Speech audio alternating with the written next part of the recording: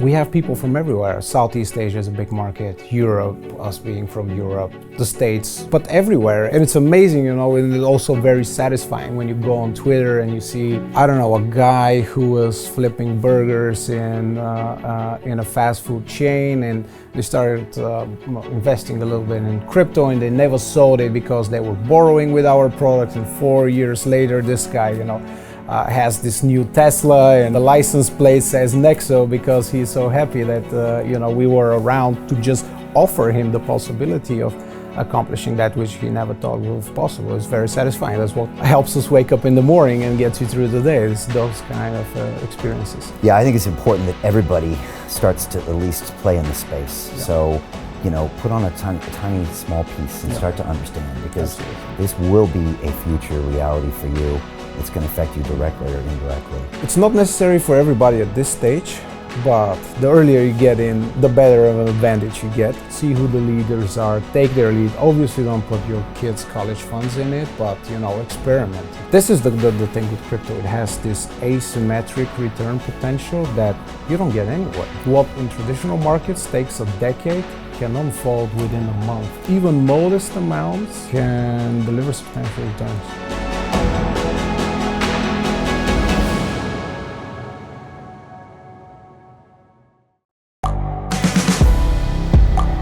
The world is changing. Inspiration is everywhere. It has never been so easy to connect, share, and bring people together. We're learning from others and finding the best in ourselves.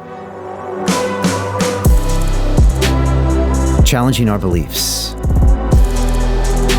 Sharing our vulnerability. Overcoming our fears.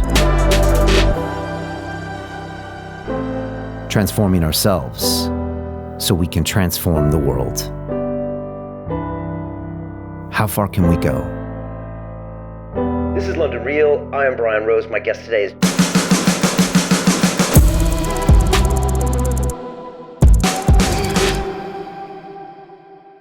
This is London Real. I am Brian Rose. My guest today is Antoni Trenchev, the crypto enthusiast, decentralized finance entrepreneur, former politician, and co-founder of Nexo. Your journey into crypto began in 2013 when you became interested in the blockchain and its potential to offer a better financial future for billions of people around the world. In 2014, as a member of parliament in Bulgaria, you pushed for legislation to enable blockchain solutions for a variety of government services, from e-voting to database storage. In 2018, you co-founded Nexo, a platform that now offers instant crypto loans to over 2 million users in more than 40 fiat currencies across 200 jurisdictions, with currently over $15 billion in assets under management. Antoni, welcome to London Real. Thank you so much for having me, Brian. It's a pleasure. It's great to have you here, and it's nice to have some Londoners in here talking about crypto and DeFi. So in person, I know. We had Stanley Kulichev of Aave here last week. We've got Richard Muirhead of Fabric Ventures, who's got, I think, $130 million to invest in the blockchain, and it's exciting to have you here. Also, my wife is from Bulgaria, and I know you have some ties there. So, Dobar den is what she told me. Dobar den. To tell you. Talk to me about London before we jump into everything Nexo. How is this city when it comes to blockchain and decentralized finance? We saw it do pretty well in fintech over the last 8 years. Because, this city is almost like Washington, D.C., L.A., and New York City rolled into one because there's so many things.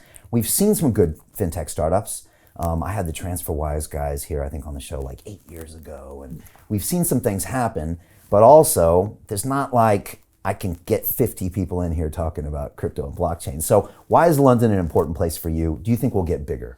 Well, I've always loved London, that's for sure. I don't remember whose quote it was, but they said, if you're tired of London, you're tired of life. Yeah. And it has been true in many venues of life. Now, quite frankly, I'm surprised that we don't have such an active blockchain scene as we had, with the Revoluts, Monzos, etc. And it's a pity because, some of the fintechs, like Revolut, they became profitable once they started providing blockchain services and, quite frankly, the exchange service. And that was a major revenue. That was the first quarter they ever were profitable. So you would think, we would have more blockchains. I haven't really dug into the realities of why that is, but I wish that we had more. Nexo to a degree is based in London, so that's a positive example. But we definitely need more here in terms of the ecosystem. And post-COVID, now I see things normalizing. People without masks, not being scared all the time. This is something we're going to work on because London needs to be on the map on this one as well. Yeah, it should be at least the second or third largest place in the world, I think, when it comes to this space. It's got, again, it's central. Okay, fine, there's Brexit and stuff, but it's still a great place for talent to aggregate. A lot of people are building up here, so we're going to be a big part of it. Yeah, and I always thought that Brexit having such negative aspect on London, I didn't quite buy it. I mean, I'm born in Germany, I love Germany, but who wants to live in Frankfurt when you got London, right?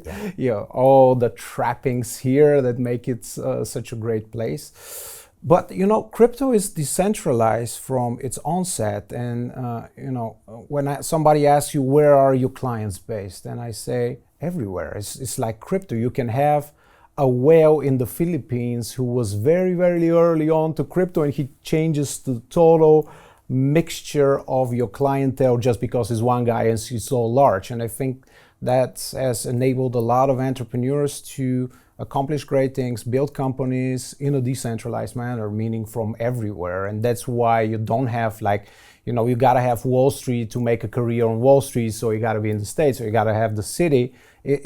Crypto inherently is such by design that you don't need the concentration in one place. Yeah. Maybe that's the answer. I think it is the answer. And fintech, even London fintech, ultimately, some of the big winners, they still had to stay in the UK because that didn't transfer to Texas or Florida or to Singapore. And yet with the blockchain and decentralized finance, or a lot of things you guys are doing, it really is global business, volumes around the clock, and you don't necessarily need to be on Wall Street or City of London. Do I miss the days when I was trading the S&P 500, then gold, and Friday, 4:30, New York Time, you're done for the weekend. You can relax no matter how bad the week has been for you. You have the time from Friday night to Sunday night to relax, and this is not possible in crypto, but creates a lot of opportunity as well. Yeah, it's a weird space. We have our DeFi Academy, and I teach my students, when there's low volume, you have to be questioning the price action. And then you look at crypto and there's always some volume. And I used to trade, fixed income derivatives and government bonds in New York City for Bankers Trust. And like you said, on Friday night to Monday morning, you could trade some bonds in Singapore over the weekend, but most of the volume was quiet. You could relax. And there was a real, your time decay would be 3 days, and there was very little volatility. Yeah. But in this market, it's happening all the time. Absolutely. And it's exciting. So look, we're going to push London forward here. Talk to me about Nexo. If I were just to ask a simple question, what does Nexo do? How would you explain what you do and how you do it differently than other companies? We provide banking services for the blockchain space, and since everything is slowly coming on-chain and onto the blockchain, we're providing banking services for everything.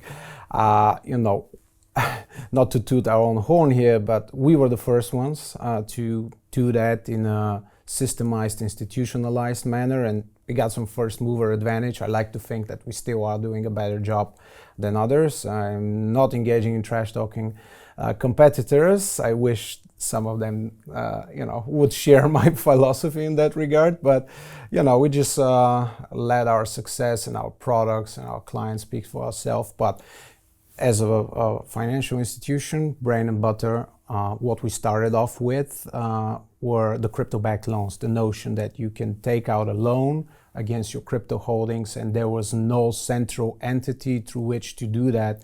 When we started late 2017, there were forums and folders and Reddits and subreddits and Bitcoin talk discussions where people were, very primitively exchanging and borrowing against one another in a peer-to-peer manner, with a lot of scams and exit scams, and a lot of people losing their crypto. And we were the first ones to come in and say, okay, we're going to be the lender. We're going to go through the licensing procedures. We're going to set up as an entity, build trust in the community, so that you can reasonably well expect to get your Bitcoin back once you repay your loan. And it just built it from there. Then the earned interest came in second, which was super exciting, and we came a little later than some of the other guys, but it has to do with the sustainability of the business model. But we now give people the opportunity to earn up to 12% on their asset, and it's being paid in kind. So if you're earning on Bitcoin, you get Bitcoin. You're earning on stablecoins, you get that stablecoin. And in the low interest environment, you can understand quite easily why this has been the success it has been, and how we've grown to close to 15 billion. Ranges by the day when China comes and announces something and Bitcoin's down 10%. So that's the overall book. It shrinks a little bit, but double-digit billions is quite something. Now, and back in 2018-19, as you said, there was no entity or institution that would necessarily give you loans against your crypto. The DEXs hadn't really yet come aboard. Not at all. So there wasn't that option, and you guys were doing it in a trustworthy manner and almost like a financial institution. Do you have a banking license or something? Or? We're working, and we have been working on our banking license. We have pending procedures from applying for a banking license from scratch. And also we are working on a minority stakeholding in a US bank. Slower than I would have hoped, and I've had announced it in the past, and people are zealously following when is it going to happen. The thing is, with such things, there's no fixed deadline, and it can take longer than it does. And then when Gensler and the SEC, they start talking about crypto and maybe stable coins are securities and whatnot, it gets even more complicated and challenging. But we are working on a banking license, and we'll have it sooner rather than later. Okay, good. And we're going to talk about Gensler and stablecoins for sure. Yeah. How is Nexo different from, say, a Coinbase or from an Aave or from like a Binance? Right. And maybe for people watching, so they can kind of understand that. It's interesting because Coinbase, Brian Armstrong just got back from DC. Yep. He met with all these government entities. He said the SEC refused to meet with him, and he has some of his takes on that. But you are not trying to be any of these entities, are you? No, we're not. First of all, those entities, apart from Binance, are all US based, and they have 70, 80, 90% even of their clientele in the US. For us, the US is an important market, and we love the US, and we have big plans for it, but it is one market. We operate in 200 jurisdictions. We are more diversified, meaning we have some more flexibility. We can exit the States and we'll be fine. Whereas if Coinbase cannot exit the States. It's a listed company, it's the only listed company, but it's trickier for them than it is for us. Now, those companies are, apart from Aave, they are predominantly exchanges, centralized exchanges, and we have a exchange service, and it's been a great revenue driver. I understand why people want to build exchanges, but our core business has always been the lending side, giving you access to your liquidity that is locked up in your crypto, so that when you need liquidity, you don't sell your Bitcoin.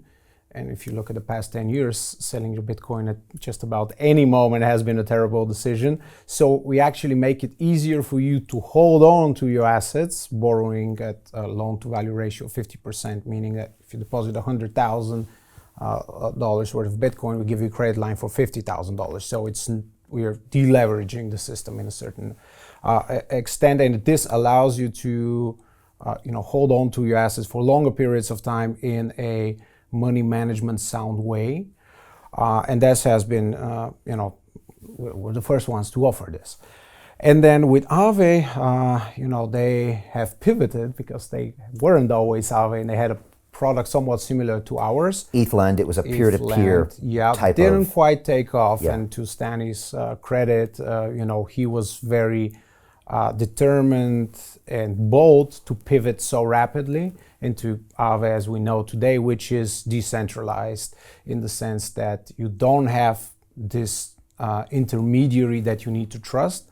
Now this it's everything in life has pros and cons. At the one side, a centralized entity has easier interface, it's user friendlier, it has the on and off ramps to fiat currencies, direct fiat currencies, not a programmatic algorithmic stable coin. Then, the flip side of it, you have to trust us. And we're doing a lot of things which build our trust, and just being around 4 years and nobody haven't lost a single penny or a dollar. Well, penny, we're in London, so a penny. Right. It speaks volumes on itself. But with Aave, then you gotta know what a MetaMask is and how you connect your ledger and the interface. It's getting better, but it's not the easiest thing in the world.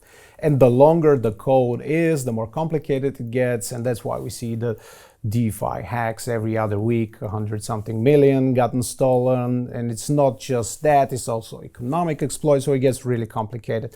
But I like to think of the two, CeFi and DeFi as complementary to one another rather than, competing with one another. Would you call Nexo a decentralized finance organization or a centralized finance? Right now it's a centralized one, but we work with a lot of the DeFi protocols, and we have in our pipeline inherently DeFi projects. So we are taking what can be made trustless and transforming it that way. It's going to take a while. I'm not going to lie to anyone. It's going to take a while because we have things that are inherently off-chain, pounds and the euro, the whole connection to the legacy banking system. It simply cannot function in a DeFi way. But there are other things, like different stable coins and the offerings there that you can do in the lending, and we're working on that, and I'm very excited. And just historically, we have always worked with the protocols. For instance, MakerDAO, they had this problem where until they figured out the peg, they had this, people borrow at 4%, and then overnight, because of the peg, and they couldn't keep it, it went to 24%, and the whole industry was like really upset. We came in and refinanced everybody back at 8%. So we work with those guys, and we are transitioning, but it's going to be a transition. Yeah, and look, I believe there is definite benefit in both. There's benefit in a more centralized network and a more decentralized network. Even though in the space, maybe like Bitcoin maximalists and DeFi people can get into camps, right? And they can say one is bad and the other is good, and I don't think that's true. I've had an interesting reaction when I take like one of my students and put them through the centralized exchange experience. Yep. So say they go on to Coinbase and they try to buy some crypto, and they got 1,200 people that work for that organization, great customer service, and then the next week, I force them to go on Uniswap and do an exchange. And they're like, whoa, this is a different animal. Absolutely. And I don't know how to connect my wallet and blah, blah, blah. And it's, again, from a user experience perspective, it's not for everybody, right? No, it's not. Even tech-savvy people, amongst which I would count myself and you, sometimes it just simply doesn't work, and you can't figure it out. You get an error, 117, and you gotta Google what it means, and Google doesn't give you any results. You gotta dig into the forums and subreddits and, ask the community, wait for a response. Everything has its pros and cons. Right, so you want to be able to just handle that. Yep. So someone who doesn't want to go down that rabbit hole or doesn't understand it, they can just come to Nexo. They do some KYC, but once they're in, they can have the crypto lending, interest earned, exchange, and you kind of have that service for them, and then they don't have to have a MetaMask wallet. Absolutely, and as long as we know who you are, you're not from a blacklisted country, you're not terrorists or dealing with the dark markets, we can service you as long as you have the collateral. This was the founding principle. We wanted to be as inclusive as possible, because if we were doing credit checks, we would have been very limited to the Western Hemisphere. Where you have good credit scoring, the United States, Europe, United Kingdom, and that's about it. You can't service a client in Nigeria, and we did want to give them access, because there are a lot of Bitcoiners there, everywhere. And we want to give them the same assets and tools that we Westerners have, and it's very easy to have a Western perspective and centralized view on, why do I need that? I have my Bank of America and, HSBC or whatever. But there's close to 4 billion people that are underbanked. So we wanted to be, as inclusive of them as possible as well. And are your customers, where are they based? Europe, Asia, Absolutely Africa? Everywhere. Just like Bitcoin is everywhere, so are our customers. We are servicing 200 jurisdictions, as you said in your very kind intro. But we have people from everywhere. Southeast Asia is a big market. Europe, us being from Europe. The States more. Well, with recent action, we're going to see how that plays out. Yeah. We might have to cut back a little bit on the States, but we'll see. But everywhere, and it's because like just from a pure number of clients, it's one picture. But then you have whales in the Philippines, and I don't know, in South Korea, and then it totally transforms the pictures once you do weighted assessment of where your clientele base is. And the truth is we have clients from everywhere. And it's amazing, and it's also very satisfying when you go on Twitter and you see, I don't know, a guy who was flipping burgers in a fast food chain, and they started investing a little bit in crypto, and they never sold it because they were borrowing with our products. And 4 years later, this guy, has this new Tesla, and the license plate says Nexo because he's so happy that we were around to just offer him the possibility of accomplishing that which he never thought was possible. It's very satisfying. That's what helps us wake up in the morning and gets you through the day. It's those kind of experiences. Yeah, those are great stories. And I want to talk about what's happening in the US, but just to finish up with the DeFi summer last year and the massive explosion we saw in the decentralized yield swaps and things like that, is that ultimately good for you? Were you surprised that happened? Is that good for the blockchain, for business? I was surprised by how fast it happened, how massive it was, and how long, almost a year now, how high the rates still are, because you can get some amazing deals. And then, once some of the sushi swaps and pancakes and whatnot in terms of naming came around, and I'm a conservative guy, I was skeptical at first, and it's like, what, 44% a year? This is gonna last a week, but it has not. It has not gone away. If you're a DeFi farmer and you're down into the rabbit hole and you are putting all your spider senses and spending all your time, you can get very good deals to this day, which surprised me. And also just like the volume and how people would put this amounts of money in protocols that had zero track record.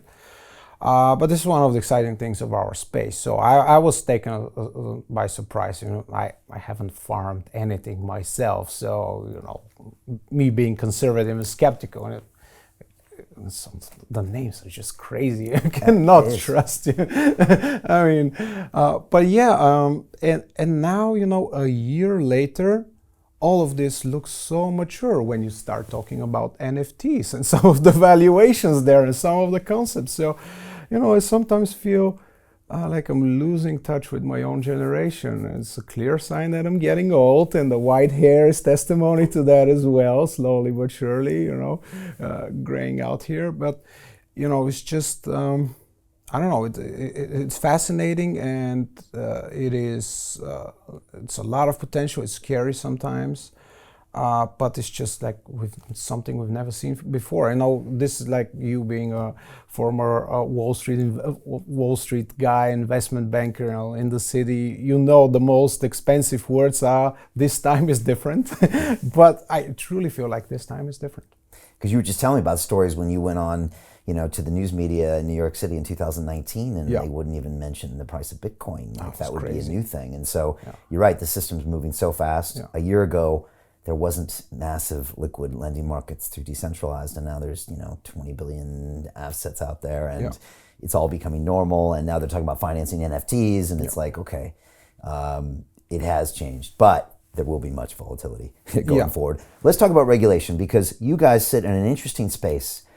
Whereas, and that's what I think what makes you guys really interesting, because Coinbase, like you said, publicly traded company. It's kind of the chosen one of centralized exchanges in America. It's got a lot of customers, and they're dealing right on the front lines with regulation. They came out with this potential lend product they were going to do to offer, I think, 4% returns on some stablecoins. But they never actually got out of the gate because the SEC kind of signaled that they were not going to be allowed to.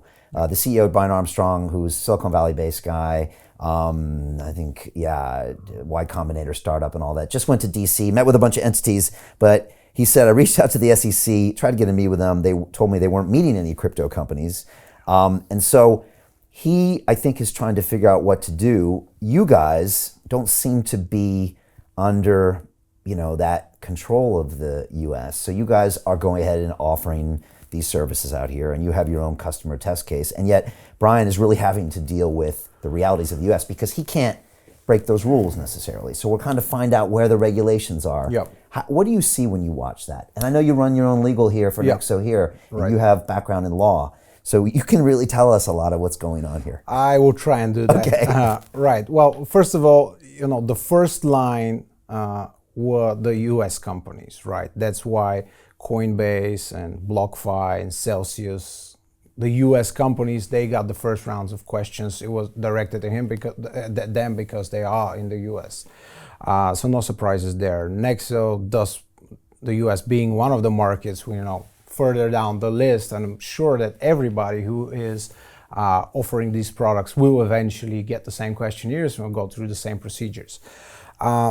Now, what are the challenges? The challenge is that we had a administration in Jay Clayton before Gary Gensler, who was very quiet about crypto. He didn't pay much attention.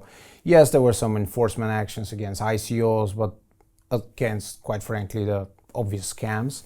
And now we have this new administration and a guy who has been teaching about blockchain and crypto in his university, MIT, I think it was. And he's like a career legislator. So it's a very different administration that we are dealing with. And when they try and pass the infrastructure bill, there was the crypto lobby, and you can have constituents. This guy does not really care about re-election. He has got the mandate. He's appointed. He's here to stay. So anyone who underestimates him and his resolve to deal with these things in the way that he's dealing is going to be disappointed, to say the least. So it's a good observation because it is a personal story. It's always a personal story. Right. You have to look at it. And you're right, you look at his career. I was looking through his Wikipedia page. He has been at the forefront of a lot of, government institutions. Right. Ex-Goldman, ex-MIT, he used to teach this stuff. And yet he comes out with some pretty strong statements, calling the crypto industry the Wild West. He had a quote by saying, we got a lot of casinos out here in the Wild West, and the poker chip is stablecoins. Yeah. So it feels like he's signaling that maybe he's signaling that, guess what, you are going to have to do something, and we want to let you know. Right. But you worked in politics for a while. It works in different ways, right? Yeah, it does. When some of the states that have raised concerns and issued cease and desist letters to comparable services, we stopped onboarding new clients instantly. We want to comply. We want to play by the rules, but the rules haven't been very clear. We have the securities laws that were coined somewhere in the 1930s, the vast majority of them, and they just don't live up to the realities of the new world, And then the administration says, okay, this might be bad rules or rigid or not all-encompassing as they should be, but these are the rules, So it's a very complicated situation, but. Yeah, you're going. No, I agree it's complicated. I'm just surprised that some of these people seem to be coming out with statements like poker chips and Wild West. And the Office of the Comptroller of the Currency, Michael Saylor, said, I quote, "I've seen one fool's gold rush from up close in the lead up to the 2008 financial crisis." And he's like, I feel like we're on the cusp of another, fool's gold play with crypto and DeFi. And I was just like, it's very surprising to hear guys. It's a very different thing. The great financial recession, it was caused by the most regulated entities in the world and the institutions that have the most oversight ever, right? And people are very quick to forget, and this is, I think, one of the problems with Wall Street in particular, because every 5 years you have a new generation of traders and bankers, and they don't remember even the great financial recession. This was back in the old days where you had bear markets, and what's a bear market anymore? Nobody knows. Yeah. I have been shorting the S&P since 2010, and I can tell you how that worked out. Right. Not amazingly great. But what I wanted to say is that back in the 80s, you could have your treasury bond yielding you 30% per year, right? And they have been cutting rates, and a great financial crisis even more so. I, as a student in London, I had a deposit at HSBC. A fixed term deposit was yielding 6% a year. I can find the documents and show this is not some fantasy by someone who's getting older, but this was a reality. And now with this expansive monetary policy, we're to the point where everybody's got to be in the stock market. And what's that doing for consumer protection? And why is our product, which is yielding 6%, and I can very clearly show you how the money is being generated, how is that dangerous? And why have we all of a sudden been duped the Wild West because we are offering high yield products which are dangerous? So good luck in making that argument in Washington, though. I know, and so I have some guests that come on and say, well, Washington is policymakers that are ex-Goldman, all the bankers, they don't want to see the crypto and DeFi party ruin what the banking industry has done. I mean, the banking industry is one of the markets that it was never actually made more efficient by the internet, was it? I mean, you got to do online banking, and I worked in finance for 15 years, and there was a lot of money to be made by keeping the customer slightly ignorant, telling them we'll handle your money, and then crypto now offers to completely throw that on its head and go peer-to-peer. You take control of your money, you feel your assets and see your assets. So whether you think that they're trying to stop this or it's just an innovator's dilemma, it's a natural resistance because this is their business model. But then at the same time, their customers are asking for this, right? Absolutely. That's one of the things when people ask me what's going to happen with crypto, is it going to persevere? And I'm always saying this, you'll see the banks adopting this because it will be the pressure from the clients. They will want to see that. They will want to see anything from the SWIFT transfer not taking 7 days and costing $800 to send some money, I don't know, somewhere in Australia, from something as simple as that, and then the transparency and the opportunity for you to earn a little something on your money for them working with it, having this for free.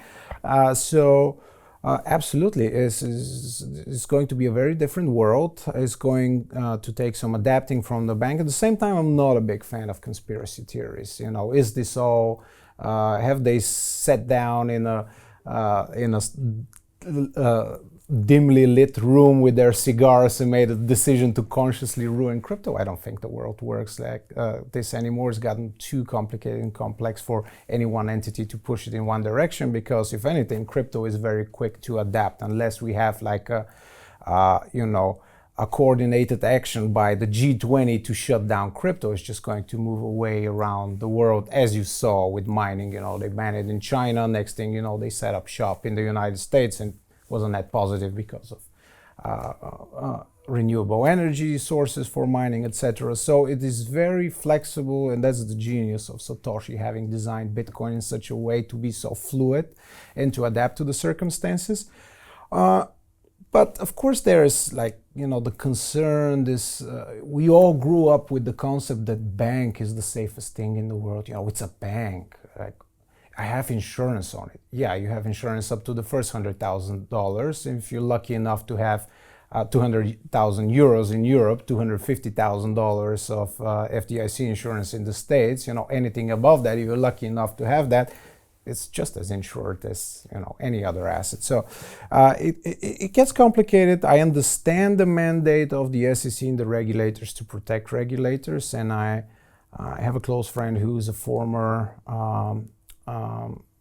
prosecutor for the SEC, and he quite frankly told me what the regulator at this current stage, at least what he thinks they worry about. They worry about the offering itself. Is it a security? If it has been a security, have you disclosed in proper way how the money is going to be handled, what you're going to do with it, how you're going to generate the yields that you're paying? But this is more of the form and the package. This is what it's known as strict liability, getting into my legal lingo here, but it's either a security or it's not, and it's, if it was a security, you got to stop offering it, you got to repackage it and register it. It's not that big of a deal. Okay, it is a big deal, but it's not the end of the world. Where it gets trickier is how do you generate the money, and here is what they're concerned about, because their thinking is that a lot of the projects are Ponzi schemes, and this is what is going to separate the good actors from the bad actors. Can you show convincingly and documentarily how you are earning the money that you pay off? And here is going to be the differentiators, and it's going to be different actions against those that can and cannot prove. And what else is not mystery? We do arbitrage between the interest rate that we borrow from our clients and the interest rate that we pay out, that the client pays us. That's a pretty simple business model. It is a business simple. And again, I think Brian Armstrong just came back and he said, look, at the end of the day, we've got 20, 30, 40 million customers that are U.S. citizens. Yep. They clearly want these assets. They also vote for their politicians, right, who then appoint the SEC directors. But as an indirect chain of events, you see, you're not directly elected, and then when you have constituents and voters directly, it's, it's different. It is different. And you've run for elected I have, office. and I want to talk about politics. And then, you get figures in the states that then stay around in these institutions or are not appointed. You get like J. Edgar Hoover in the CIA. You get, not making a comparison, but Anthony Fauci, who's been behind the scenes for 30 years doing medical policy, where they're unelected, they have a lot of power. And again, whatever their agenda is what's going to play. We'll talk about politics. Let's finish with this on stablecoins. That seems to be what they're going after now in their crosshairs. Again, Gary calling them poker chips. New York Times article yesterday said 75% of all transactions are with a stablecoin. And again, it seems like the direct threat to the bank deposit. Tell me about stablecoins. They didn't really exist a couple of years ago. No, they didn't. Now they are Tether, and now there's a bunch of them. And a bunch of them, and they're the highest volume instrument traded in the blockchain. And they're probably the reason why so much liquidity is here. And now it seems like they will be the first regulated focus. Because Bitcoin, I had Michael Saylor on the show, and he's got $5 billion of Bitcoin on his public, company balance sheet. And he said, I like Bitcoin because it has low aspirations. Bitcoin's not trying to change centralized finance. All it wants to do is store value. It's not going to be programmable. And I'm happy to invest in it. But the stablecoins, they are trying to eat the lunch of CeFi. So Well, a couple of thoughts. Now, first of all, those being called poker chips, it's not a legal category. That doesn't mean anything. The more interesting thing is that Gary Gensler considers stable coins to be a security. And in the United States, not to get too technical, but there is a test on whether something is security. It's called the Aave test. Everybody in crypto's heard about that. Tell us about it.